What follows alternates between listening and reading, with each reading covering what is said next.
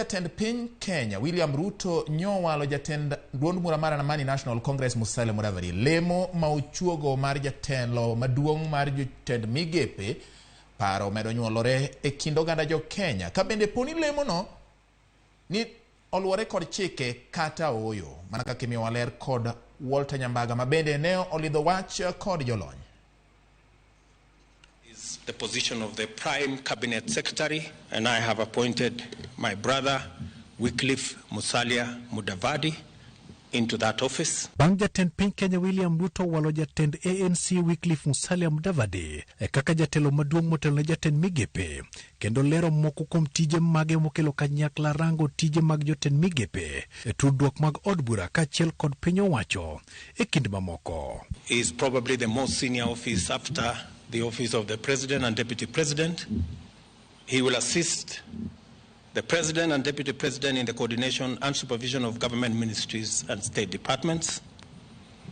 in liaison with the ministry responsible for interior and national coordination, oversee the implementation of national government policies, programs,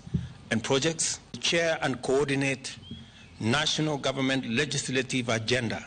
Oganda jo Kenya mucho mbaka e kinde ma jolony bende owacho ni nyalo bedo ni jatend piny William Ruto chuogo lemo mar Prime Minister oko mag chike mag katiba matayo Kenya. Ing'eni migosi Musalia docket ne onge constitution koro miyo kata ko fail kata ka ok fail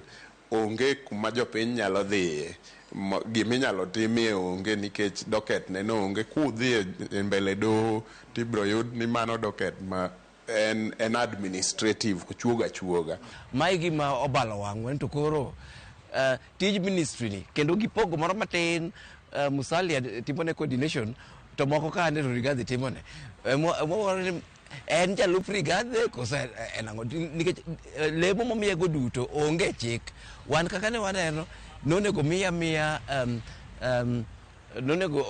lemo ma kawaida. Jolony wacho ni chalo ka gima owany oko moko kuom tije mag jalup jatend piny Rigathi Gachagua kendo mi Musalia Mudavadi ka gitene kod siasa. En mare ni en achiel kuom ministers 22 go kendo gima pek kanyo ni king'iyo lemo momiye ma onego bed ni otimo coordination mag ministries mopogore mano e tij jalup ker Rigathi en monego bed otimo coordination go. Docket machielo ma bendo pog gik moko tere en mar jalup mar president ma en tich ne koro biro bedo ahinya manie constitution en chairing the IBEC committee. Bende nitiere midhiero ma okang' kod jatend piny William Ruto ni godo. Obe wapenjo jalup sirkal wuon to paro nadi e wachni nikech nenre ni ker neno ni tije ma kawaida ma chik Kenya omiyo jalup president to kod tije ma kawaida ma jalup president timono nenre ni ker neno ni mano tije go ng'eny mohingo jalup tije go ng'eny mohingo Rigathi ema kendo koro okelo Musalia kayo ndusne matin. Aparo ni mano e achiel kuom challenges bende ma koro wadwa bedogo nikech aneno ka migepe ka moko oter e docket ma oket ne chief minister ma en migosi Musalia. Ker nonego lwal wachi kako kete no en ker en gi jalup ker tije jalup ker duto nitie chikwa mar constitution to kendo nitie legislation.